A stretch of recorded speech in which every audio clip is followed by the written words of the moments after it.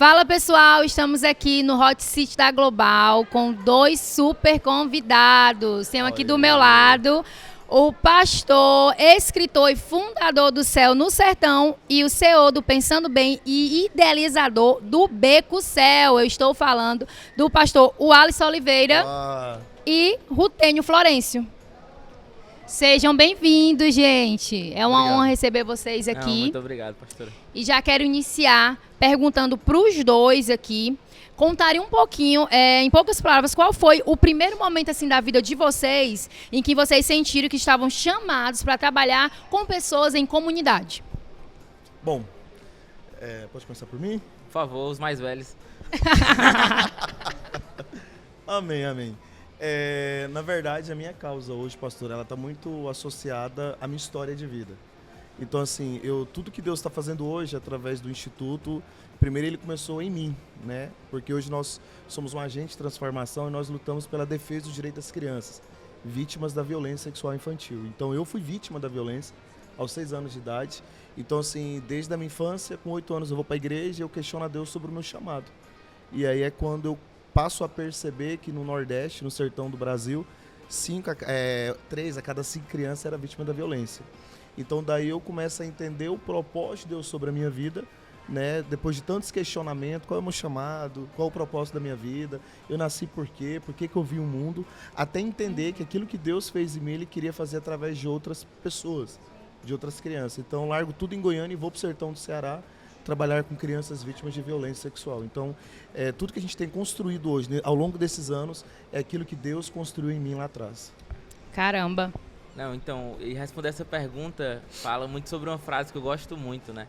O que motiva as pessoas não são as respostas, mas sim as perguntas certas. E aí eu acho que quando eu tive a noção do chamado, que eu tive foi fazendo perguntas que Deus colocou na minha cabeça, eu fiquei me respondendo. E uma delas era, por que eu estava vivo?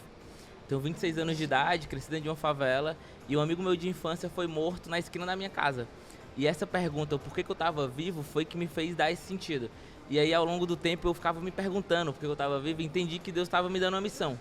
Falo muito hoje, dentro do Pensando Bem, que eu tenho essa missão, mas eu encaro que foi Deus que me deu essa missão, que é transformar a favela, mas nas minúcias ali, o que a gente realmente faz é que nem um jovem, nem um adolescente tenha tempo mais, não morra mais por falta de oportunidades.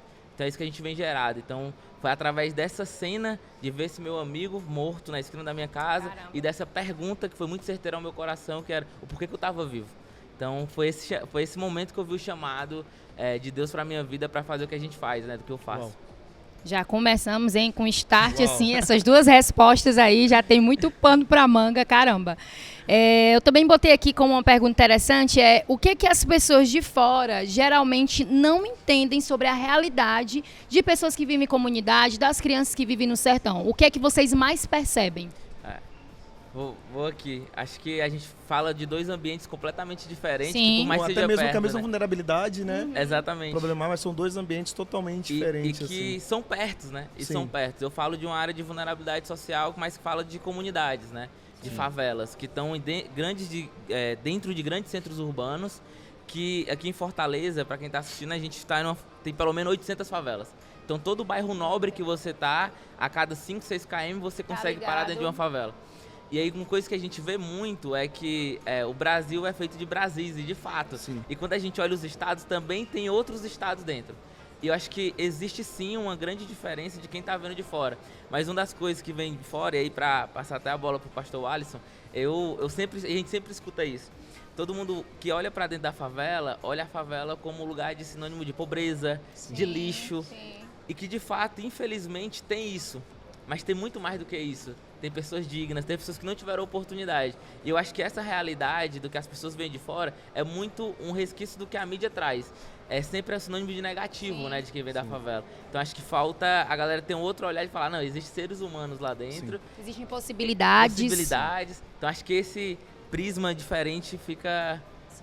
dá esse olhar de quem tá de fora e quem tá dentro distorcido, né? Sim. E por outro lado também, sempre quando a gente sai para fora, o povo fala assim, você é pastor aonde? Você é missionário aonde? Eu tô lá no Ceará. O povo já pensa o quê? Jericoacoara, Canoa Quebrada, só pensa no litoral, né? Só que parte do estado do Ceará, a maior parte dele é zona rural e é sertão. Então, assim, existe um mundo fora do mar, existe um mundo, existe um Ceará fora da beira-mar, fora desses pontos turísticos, que muitas das vezes é ignorado por parte da sociedade. Então, uma das coisas que a gente tem tentado trabalhar, que é semelhante até ao que o Rutênio faz, é essa mentalidade e essa cultura errada que as pessoas têm sobre o norte, sobre o sertão. Claro, por mais que tenha toda essa problemática, pobreza, fome, miséria, escassez, crianças sem acesso à escola, sem informática, sem alguma formação acadêmica, isso é uma verdade. Só que também existe um outro lado também. Como ele falou, existem crianças, a gente tem uma criança que faz parte do nosso projeto, recentemente a gente conseguiu, ele foi para o Rio de Janeiro e foi fazer teste na escolinha do Flamengo. Então ele passou na primeira peneira, na segunda peneira e está indo agora de novo para a final e a gente crê que ele vai ser contratado. Você imagina isso, pastora? Hoje ele tem 9 anos, daqui 10 anos ele está com 19, ele vai estar vestindo a camisa da seleção brasileira. E as pessoas vão perguntar, como é que você chegou aqui, Pedro? Tudo começou lá no lugar onde eu moro, numa comunidade carente, da zona rural de Sobral, um sertão, e através de um projeto social eu tive a minha vida alcançada. Então a gente leva as pessoas a entender que além da pobreza, a gente pode construir um mundo de dignidade. Nós nunca vamos conseguir acabar com a desigualdade, porque por mais que a gente pegue todo o recurso do mundo e reparte entre as pessoas, sempre vai ter alguém que tem mais do que o outro. Sim, então isso é desigualdade. Mas a gente pode diminuir a fome, a gente pode diminuir a miséria, a gente pode criar oportunidades. Porque talvez a oportunidade para você, que é da capital, é estudar na faculdade Unifor. Para quem não sabe, a Unifor hoje é o maior centro de ensino acadêmico aqui de Fortaleza. Só que para uma criança lá no sertão, isso parece ser muito distante. Sim.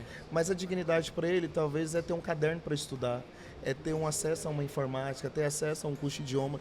Então a gente trabalha sobre isso. Mesmo esse ambiente de pobreza, a gente pode construir um mundo de dignidade e de esperança. Uau, mesmo em ambiente hostil, né? Hostil, tem como gerar ali frutos, vida, transformação de vida, para a né? eternidade, porque às vezes pode ser até a curto prazo ou a longo prazo. Isso tudo vai depender da entrega, daquilo como você está colocando no seu coração.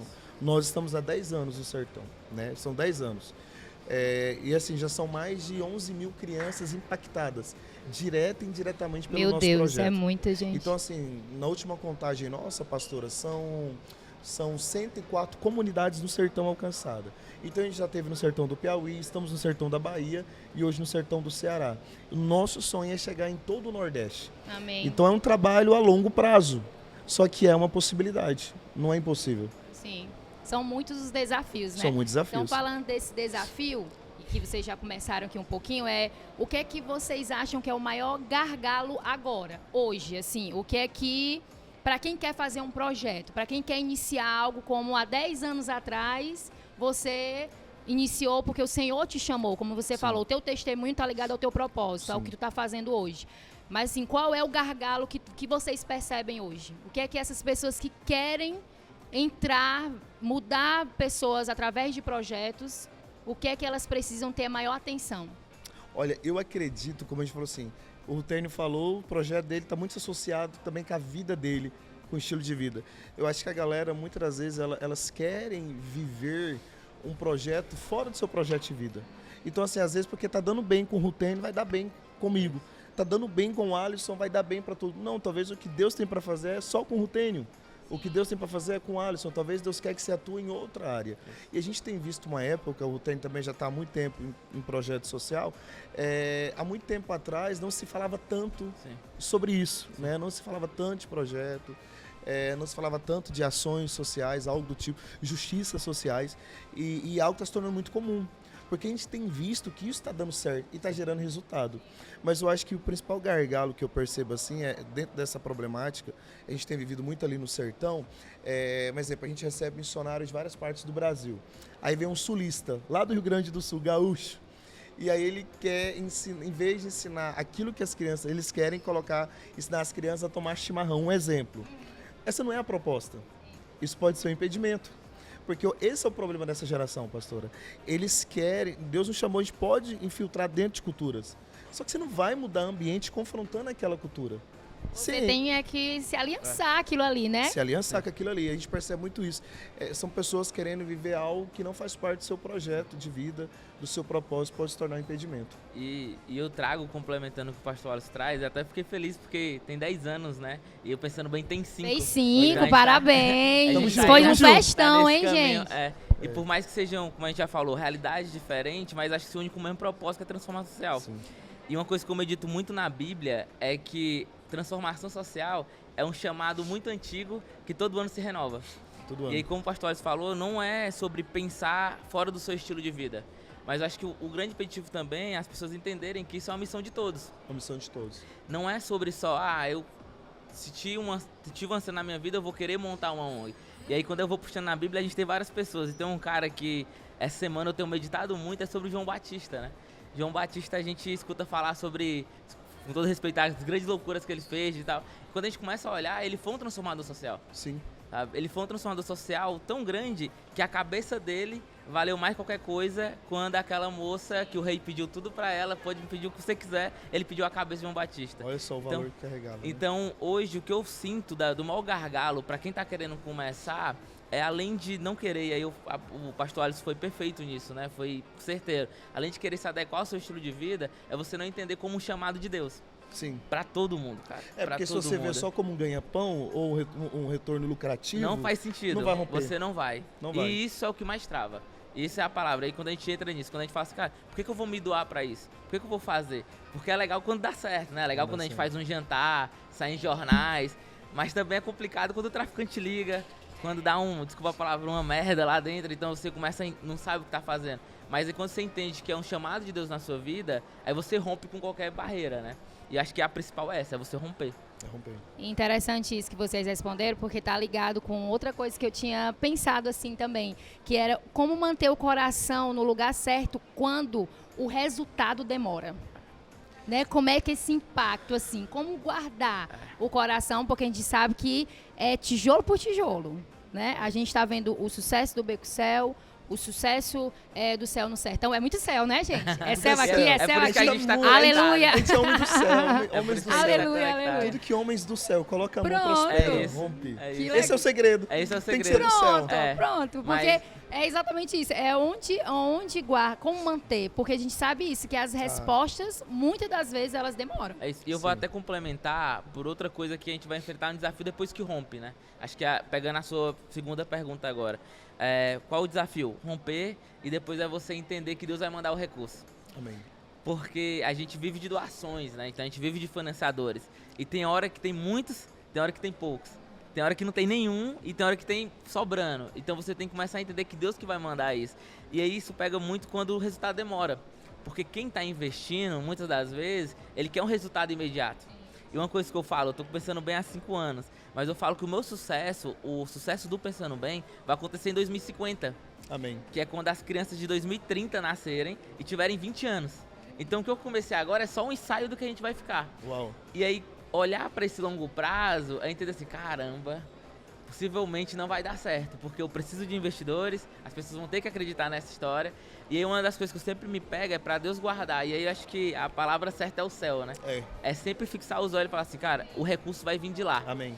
Porque ele é o cara que o tempo dele, se for 30, se for 20, se for 50 anos, é de boa, tem dinheiro pra tudo. Não é um investidor que tá querendo o resultado ali em um mês, é um investidor que tá querendo em um ano. Então, uma coisa que eu tento sempre me apegar, e isso eu consigo na minha família, né, na Casa Amarela, de entender, é manter o coração fiel à eternidade. Amém. Sabe? É saber que ele que vai dar o propósito, é ele que deu a visão, é ele que vai fazer os pagamentos, né? Então, é o que eu faço diariamente. Isso é uma verdade, porque com certeza não foi fácil para mim, não foi fácil para o Rutênio.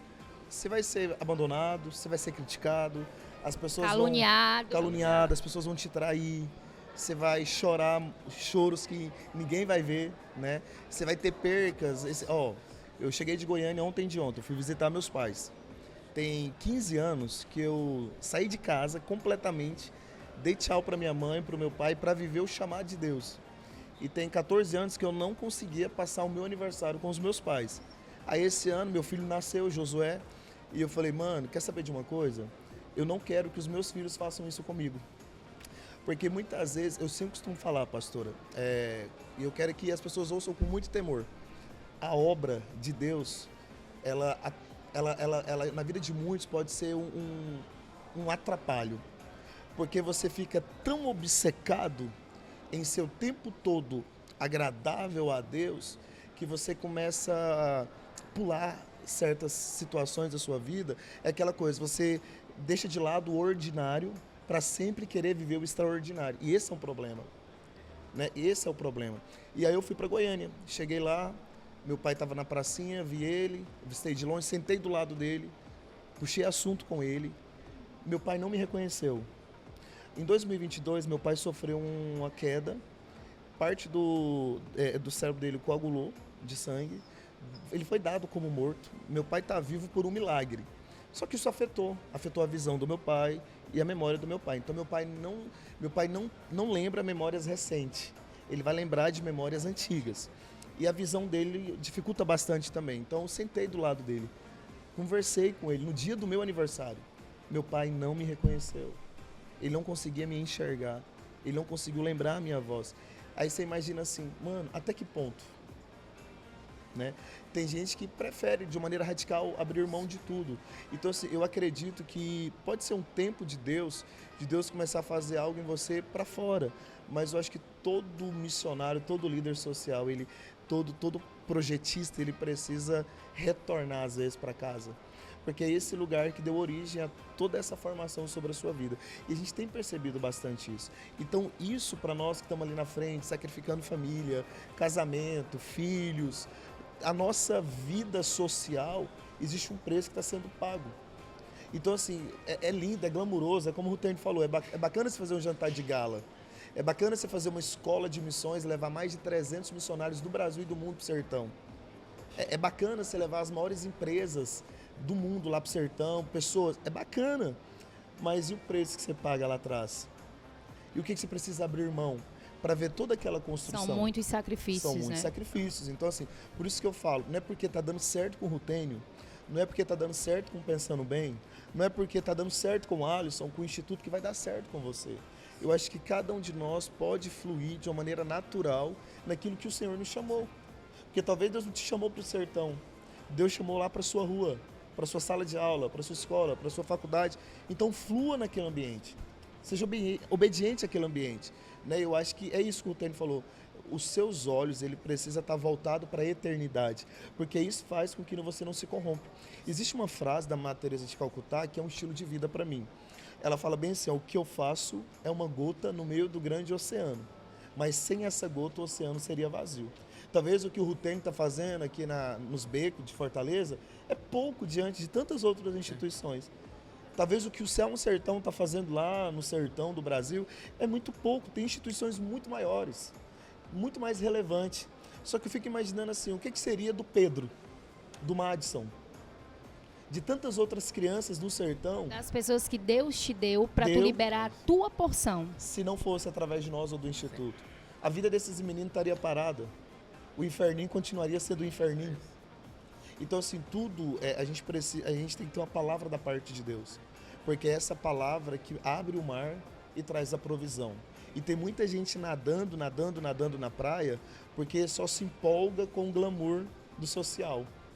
Mas não paga o preço para ver o extraordinário dentro do ordinário. É isso, é verdade. Eu vou continuar aqui com o pastor Alisson, que hoje na ministração ele falou uma coisa muito interessante sobre o contraturno. Sim. E eu queria que você falasse um pouquinho desse projeto dentro do Céu no Sertão, porque eu achei muito interessante você falando que a diretora do colégio, né, perguntou o que é que estava acontecendo com as crianças. A gente estava dando para as crianças. Eu queria que tu falasse um pouco também sobre isso. Então, quando nós começamos lá atrás, pastora, eu lembro que a gente focava bastante no... a gente precisa entregar cestas básicas. Vamos furar poço artesiano. Vamos. Porque a gente acreditava que essa era a maneira de nós fazermos justiça. Essa era a maneira de nós preenchermos uma lacuna em que o Estado estava sendo ausente. Só que assim, entregar cestas básicas, qualquer um pode fazer. Furar poço artesiano, qualquer um pode perfurar. Agora sim, pregar o evangelho não. Pregar o evangelho só homens e mulheres do céu. pessoas com o coração voltado para Deus. Aí depois de 6, 7 anos, eu falei, Deus, eu estou cansado. Eu não quero, o Senhor me chamou só para entregar cestas básicas. Na pandemia, pastora, nós somos a única instituição lá na região norte do Ceará, ali em Sobral, a estar em funcionamento. Nós não paramos durante a pandemia. Durante a pandemia foram mais de 40 toneladas de alimentos distribuídos em mais de 60 comunidades na zona rural do Sertão. Toda semana chegava Scania, caminhão de doações de cestas básicas. A gente fez um trabalho muito bacana. Só que depois da pandemia eu falei, Deus, o Senhor não me chamou só para isso. E aí foi quando Deus nos deu a estratégia do Sertão Educativo, que foi entender, a gente começou a ver a problemática que havia crianças na 3ª, 4ª série que não sabia ler, que não sabia quanto era 1 mais 1, que tinha dificuldade na leitura. E assim, e aquilo começou a me preocupar bastante, né? Preocupar bastante. E aí Deus nos deu o Sertão Educativo, que é a nossa proposta educacional para o Nordeste nos próximos 30 anos, porque nós queremos alcançar todo o Nordeste. Então, assim, eu falo que esses últimos anos, Deus, nesses últimos meses, Deus gerou algo em nós para nos próximos anos explodir para o Nordeste, que é o Sertão Educativo. Então, hoje nós mantemos 170 crianças dentro do nosso sistema educacional, totalmente gratuito. Então, esse contraturno é o Sertão Educativo. É o Sertão Educativo. Sim. Então, ou seja, lá na comunidade nós temos tem uma escolinha lá e tem outras crianças que estudam em Sobral. Aí essas crianças, elas estudam de manhã. Quem estuda de manhã fica à tarde conosco. E quem estuda à tarde fica de manhã conosco. Ali elas têm aula de português, matemática, redação, produção textual e caligrafia, que são as disciplinas que a gente percebeu que elas mais estavam tendo dificuldade. E assim, e a gente começou a ver que estava dando certo. Nós começamos com 20 e poucas crianças no Sertão Educativo. Hoje, todas as crianças da comunidade, todas, são assistidas pelo nosso projeto, pelo sistema educacional. E aí, depois de algum tempo, né, agora no início do ano, a coordenadora entra em contato comigo, porque ela começou a perceber a mudança do comprometimento das crianças. Então, assim, quando a gente fala aqui que tinha crianças que só iam para a escola por causa do lanche, não é invenção, é uma realidade. Isso ainda existe em boa parte das escolas nas zonas rurais, no Nordeste do Brasil, porque são crianças que os pais não têm condição. Então, a única refeição garantida daquela criança é o que a escola proporciona.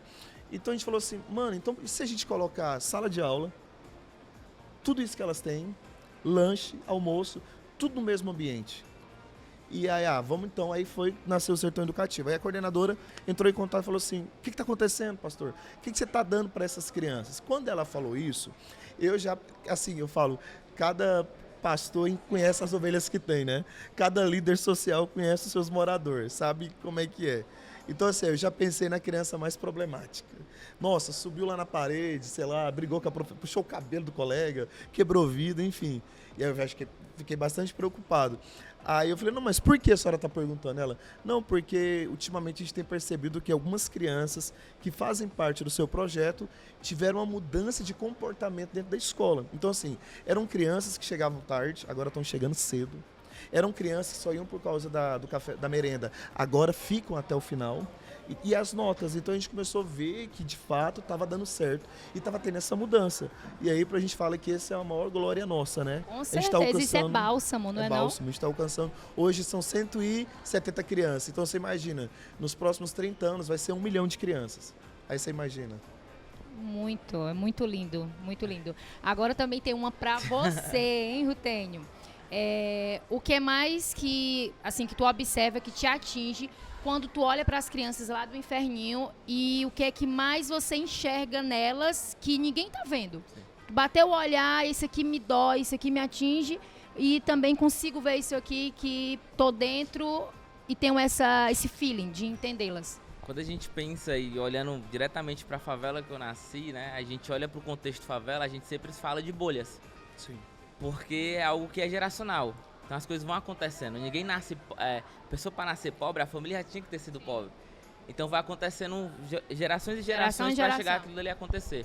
Então quando eu olho para uma criança daquela, que muitas das vezes veio de outra criança, parece um choque de realidade, mas infelizmente essa é a verdade. As mães são adolescentes de 14, 15, 16 anos de idade, se tornam avós com 30 anos de idade. Quando a gente começa a olhar aquilo dali, a gente vê que foi uma linhagem familiar que não teve oportunidade. E querendo ou não, acabou entrando dentro de uma bolha que pra furar e você enxergar além disso, Sim. é muito mais complexo. E é complementando, né? Falando sobre o contraturno escolar, a gente criou o beco, não foi nem pro contraturno escolar. Foi para que nenhuma criança nem adolescente tenha tempo para parar na esquina mais. Porque não existia nem tanto o contraturno escolar. Existiam crianças nas escolas, mas a sua boa parte do tempo era dentro das bocadas. Porque era a oportunidade que tinha primeiro. Então, quando eu olho para aquelas crianças, eu vejo que a primeira oportunidade que elas têm de tentar furar aquela bolha, que na verdade coloca ela dentro de outra bolha, é a criminalidade. E quando a gente olha a criminalidade, a gente sempre pensa assim, cara, é porque vai dar dinheiro, vai dar isso, vai dar aquilo. Só que, na verdade, deu algo que aquela criança nunca teve, pastor. Deu a dignidade de ser gente. Isso é. Sabe, hoje a gente fala muito sobre sobrenomes, né? Sim. É o sobrenome Florencio, é o sobrenome isso, sobrenome aquilo. Você vai ter naquele sobrenome, você vai ser reconhecido. E quando a pessoa cresce sendo, desculpa a palavra, mas como muito tem, o neguinho ou a neguinha. Quando a pessoa cresce, é o meninozinho dali. É o menino da esquina. Não tem sobrenome, não tem um nome ali. Não tem identidade. Que é que o crime né? chega? Fala assim, eu vou lhe dar uma identidade. Eu vou lhe dar um nome. Então, quando eu olho para essas crianças, o que mais me dói é saber que elas já têm um sobrenome marcado. Elas já têm uma identidade marcada. Que é de filho, que é de amado. E, infelizmente, quem chega primeiro é o inimigo da gente. É.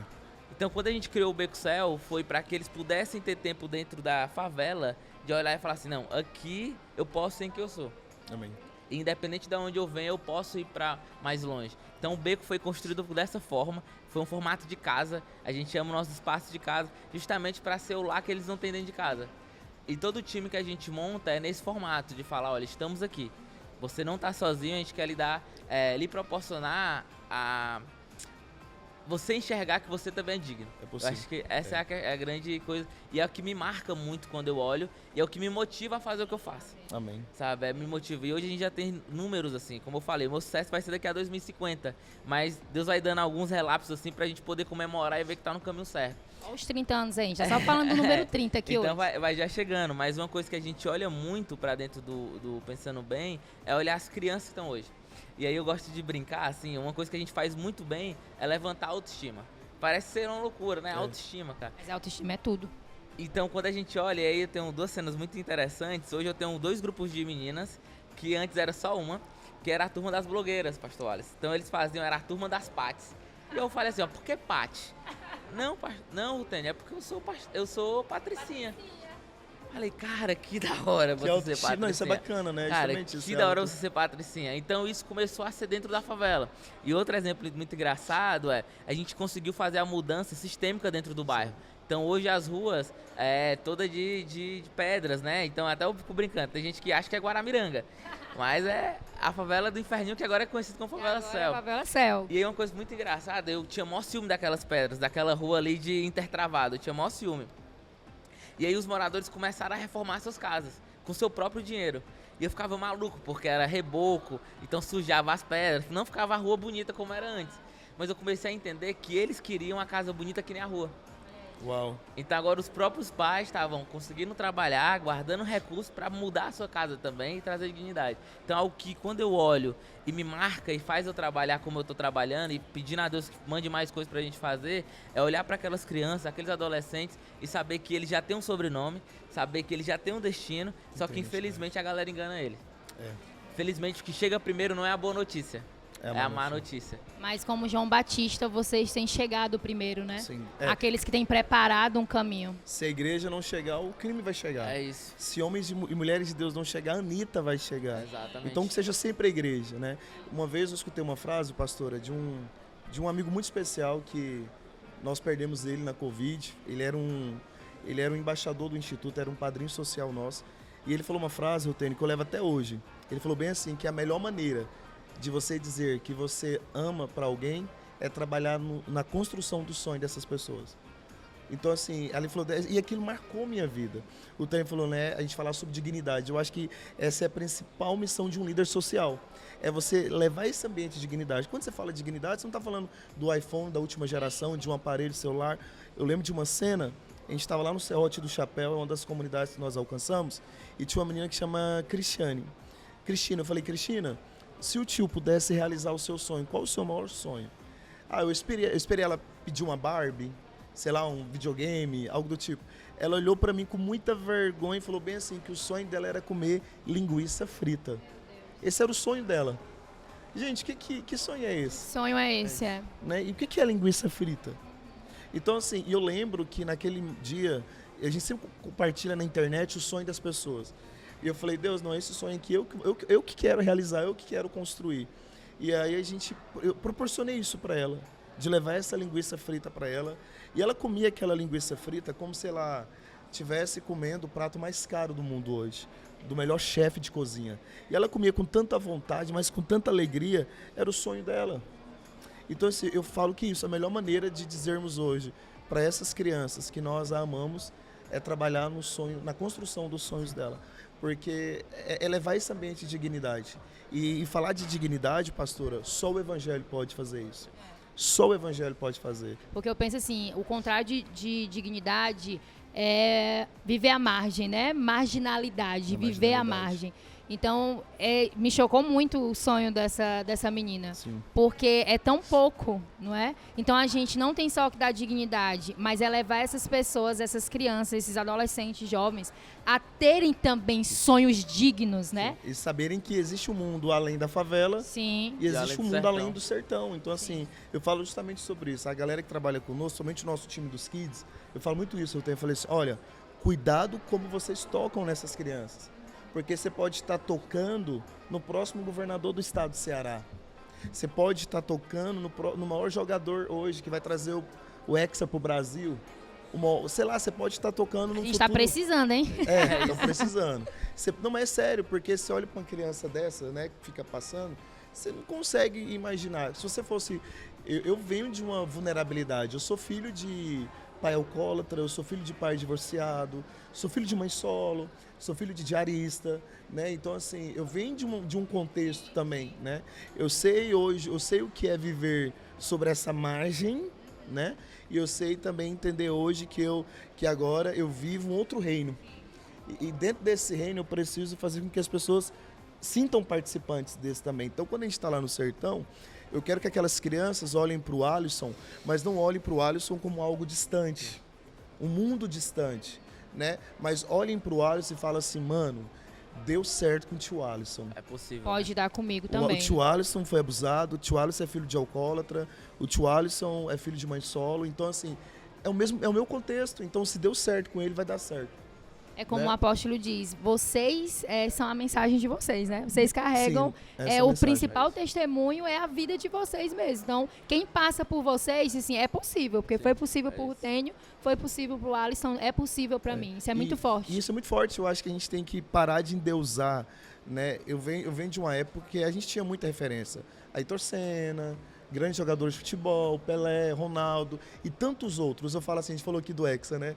Você já parou para pensar, Rutênio, qual foi o problema da seleção brasileira? Nós somos de uma época que a gente tinha os melhores jogadores do mundo. Uau, isso é incrível.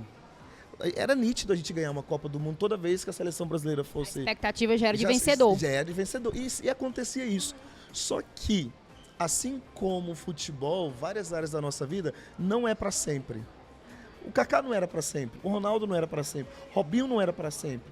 Neymar não é para sempre. Só que a gente fica tão fissurado naquele único jogador, idolatra tanto, que o problema do brasileiro, eu falo, Rutênio, eu falo sempre isso para nossa equipe, o problema nosso é que nós não preparamos sucessores. A gente tem dificuldade para isso. Nós não preparamos sucessores. Tá dando certo aqui, então bora.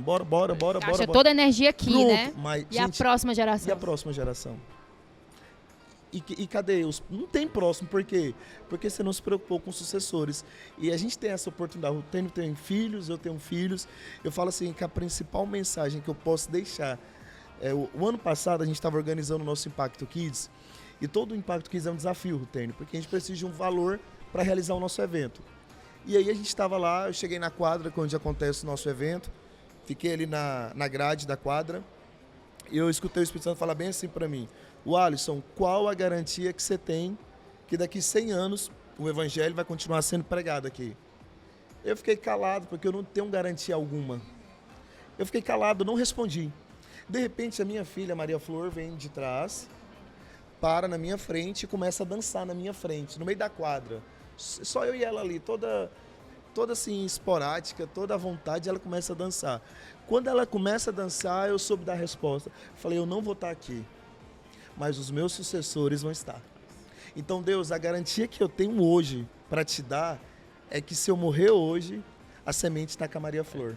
A semente está no Josué. Uau. E eles vão Amém. continuar pregando no sertão até que o Senhor volte. Então, assim, o problema da nossa geração hoje é não gerar sucessores. E aí a gente tem um grande exemplo na Bíblia, João Batista. Né? João Batista. Quando estava tendo aquela confusão dos discípulos assim, mas quem é que tá vindo? Ele fala de uma maneira tão simples, fala assim, olha, vai chegar um tempo que o amigo do noivo vai ouvir a voz do noivo. Então, assim, existem essa questão. E quando a gente começa a olhar, João Batista estava percebendo que ele era o sucessor, não era ele. Não era ele. Sabe? Ele só estava caminhando algo para abrir caminho. E acho que essa é a grande questão. Além da gente não querer trazer sucessores, a gente esquece de quem realmente tem que vir, né? De quem realmente tem que vir.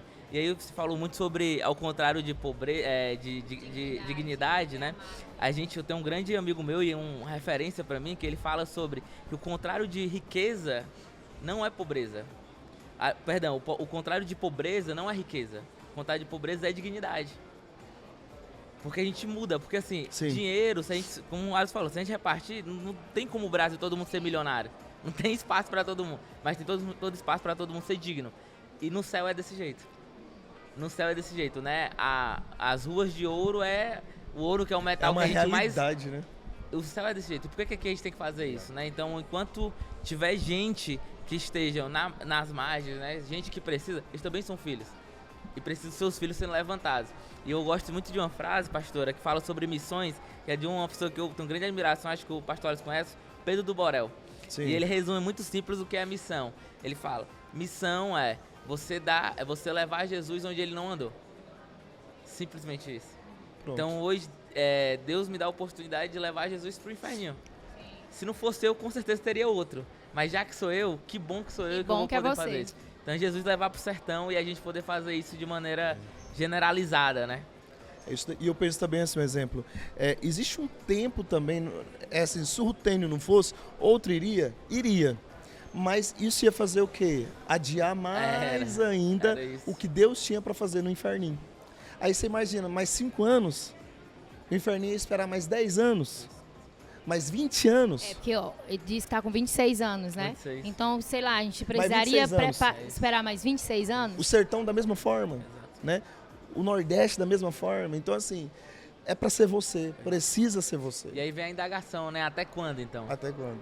Até quando, né? Porque aí volta sempre a primeira pergunta, que sempre quando a gente tá conversando é nítido assim, beleza, mas e agora pra fazer? Aí você perguntar assim, até quando eu vou esperar? Até quando eu vou... Porque eu acho que, se forem perguntarem pra mim, acho que o pastor também, qual foi a primeira coisa que você fez pra começar? Conversamos. Sem recurso, sem saber o que vai fazer. Porque Deus sem vai um plano de atuação. Sem plano de atuação, sem parceiro, sem palavra. Sem palavra. Sem palavra também. Só vai. Então, acho que a pergunta é para você, até quando você vai esperar para liberar a tua porção, a porção que você carrega. Estou muito feliz de ter conversado aqui com vocês. Que oportunidade, que honra. Amém. Acho que acrescentou demais, pelo menos na minha vida. Eu tenho certeza que vai abençoar muitas pessoas que vão ouvir isso. Também. Muito obrigado pelo coração de vocês. Muito obrigado por ser João Batista nessa geração. Amém. Amém? Amém. Então, gente, esse foi o nosso Hot Seat. Até mais. Tchau. Tchau.